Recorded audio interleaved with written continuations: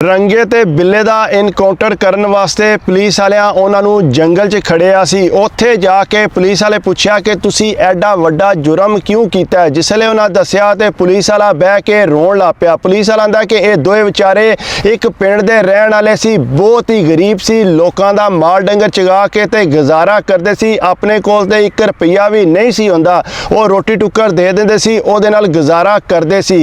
बिल्ला आखदा कि साडे पिंड दा जिहड़ा साडे नाल दा यार दोस्त है वो शहर च टुर गया है, उत्थे चंगा भला सुख है। वो इहो ने गल्लां कीतियां ने। इतनी देर नूं वो यार भी उस पिंड च आ गया। उन्हें बड़े सोहने कपड़े पाए सी।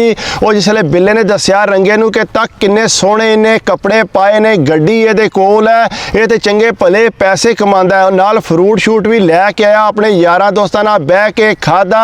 उन्हें रंगे नूं आख्या कि चल असीं भी शहर चलीए, उत्थे जाके काम करिए। रंगा आंदा नहीं, मैं अपने पिंड च ही रहना, इत्थे माल डंगर चगा के ते इत्थे जिंदगी गुजारनी है। वो यार ने जिसले ज़्यादा जिद की तो उन्हें आख्या ला चल सही है, उहदे नाल गल करने आ, जे सानू भी वो शहर लै जांदा है। वो जिसले उहदे नाल गल कीती कि असीं भी इस तरह शहर जाना चाहते, उन्हें आख्या मसला ही कोई नहीं, मैं तुहानू शहर लै जांगा, टेंशन ते तुसीं लैनी कोई नहीं, रुपया जेब च एक भी नहीं है। उन्हें आख्या चलो फिर तुसीं अपना बोरी बिस्तरा बनो ते मेरे नाल चलो। उन्हां कोल जिहड़े गंदे कपड़े घर पे सी, उन्हां ओही कपड़े चुक के ते उहदे नाल गड्डी च बह गए। जिंदगी च पहली वारी गड्डी च बैठे सी, बह के बड़े खुश होए। गंदे पैर होए सी, चप्पलां जिहड़ियां ने वो टुट्टियां सी, पर फिर भी वो अपने यार नाल विच बह गए। जिसले यार नाल बैठे उन्हें एसी शेसी लाया, गाने शाने लाए ते बड़े खुश हो गए। गाने सुन के अकरम राई दे गाने लगे सी। जाहिर गल है एक पिंड दे रहण वाले सी, एक दूजे नूं ताक के ते बड़े खुश हो रहे सी। वो यार ने राह च गड्डी खलाई, इन्हां नूं खवालिया पियालिया।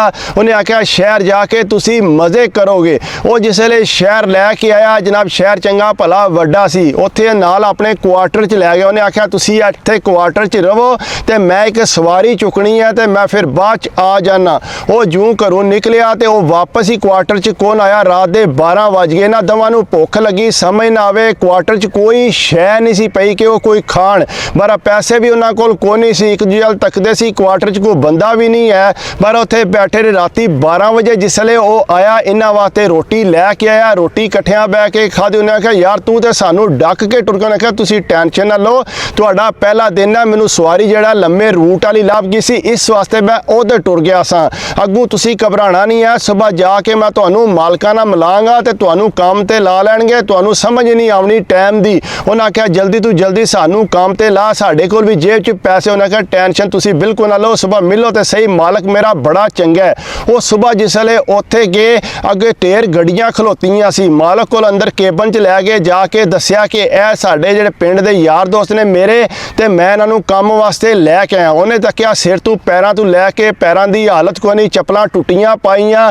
उन्हें जेब चों पैसे कढ के उन्हें कहा सब तू पहलां ते इहनूं लै जा, जाके इन्हां नूं बूट लैके दे, नाले नवा धवा ते नवें कपड़े लैके दे ने ए वाला पैसे, नाले रोटी शोटी चंगी इन्हां नूं खवाल। वो बड़े खुश होए। पैसे उन्होंने पहली बार तके सी, यार दोस्त लैके गया, नाल जाके कपड़े धवाए, नवाया धोया। उस तो बाद जुतियां शुतियां लैके दित्तियां, वो चंगे चमक गए। उस तो बाद दोबारा वो मालकां को लैके आया, लो जी मैं इन्हां नूं लैंदा। उन्हें आख्या हाँ जी तुसीं काम करना चाहते हो। उन्हें आख्या बिल्कुल असीं काम करना चाहते हैं।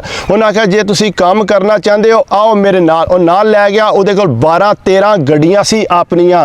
वो लोकां नूं किराए ते दिंदा सी अगे पिछे, नाले आपू भी ड्राइवर रखे सी, या कोई सेल्फ ते लै गया, या फिर वो ड्राइवर जिहड़े आपू नाल लैके जांदे सी शादियां विआहां ते। उन्हें आख्या तुसीं ए काम करना है, इत्थे जिहड़ा तुसीं गड्डियां साफ करनियां ने, गड्डियां धुच्चियां होणियां चाहिदियां, कोई गड्डी जिहड़ी आ ओह गंदी नहीं होनी चाहिदी है। तुहाडी ड्यूटी है, गड्डियां सारियां पेट्रोल भी तुसीं जिहड़ा पूरा करना है। उन्हें आख्या जी ठीक है। उन्हें काम ते लाता, चंगे जोर वाले जवान सी। उन्हें जनाब इस तरह किया कि जनाब सफाई शाई करनी गड्डियां दी बड़ी सोहनी। मालक भी तक के बड़ा खुश होंदा। जितने ड्राइवर सी सारे उन्हां दे यार बन गए। अजे बड़े सादे जे सी, वो जनाब सारे इन्हां दे यार दोस्त बन गए। गप्पा शप्पा होण लग पिया, सारे इकट्ठे बह के रोटी शोटी खांदे सी। बिल्ला जरा हुशियार सी, उन्हें थोड़ी गड्डी दी जाच जिहड़ी है वो सीख लई सी। वो गड्डी नूं लैके अगां पिछां जांदा सी। वो जनाब गड्डी छड्डी लैके जानी, आस्ता आस्ता जिहड़ा चंगा भला वो ड्राइवर बन गया। पेट्रोल शोल पवा के लियावना, छोटा मोटा रूट जिहड़ा वो भी उन्हें कट आवना। मालक भी जी बड़ा खुश होया कि चलो जिहड़ा माड़ा मोटा काम कर आंदा है। उन्हें उहदी तनख्वाह भी जरा वधा दित्ती। बिल्ला जिहड़ा जरा हुशियार चलाक हो गया, कपड़ा जुत्ती चंगा पांदा सी, होर अगे पिछे उहदे तल्लुकात हो गए। और रंगा जिहड़ा ये ਉੱਥੇ ਹੀ ਸੀ। ਰੰਗੇ ਨੂੰ ਵੀ ਉਹਨੇ ਆਖਿਆ ਲਿਆ ਤੈਨੂੰ ਵੀ ਮੈਂ ਗੱਡੀ ਸਹਾਵਾਂ। ਉਹਨੇ ਆਪਣੇ ਯਾਰ ਨੂੰ ਨਾਲ ਬਿਠਾਇਆ, ਗੱਡੀ ਜਨਾਬ ਜਾਇਜ਼ ਸਹਾਈ, ਅੱਗੇ ਪਿੱਛੇ ਫਿਰੇ ਟੁਰੇ। ਰੰਗਾ ਵੀ ਬੜਾ ਖੁਸ਼ ਹੋਇਆ ਕਿ ਮੈਨੂੰ ਗੱਡੀ ਦੀ ਜਾਂਚ ਆ ਗਈ ਆ। ਜਿਸ ਵੇਲੇ ਗੱਡੀ ਦੀ ਜਾਂਚ ਆ ਗਈ ਆਈਏ ਫੇਰ ਵੀ ਗੱਡੀਆਂ ਹੀ ਧੋਂਦੇ ਸੀ ਪਏ। ਉਹ ਇਸ ਤਰ੍ਹਾਂ ਹੋਇਆ ਕਿ ਦੋ ਜਿਹੜੇ ਮੁਲਾਜ਼ਮ ਨੇ ਉਹ ਵਿੱਚੋਂ ਜਿਹੜਾ ਘੱਟ ਹੋ ਗਏ ਤੇ ਗੱਡੀਆਂ ਸਾਰੀਆਂ ਜਿਹੜਾ ਬੁਕਿੰਗ ਤੇ ਜਾਣੀਆਂ ਸੀ।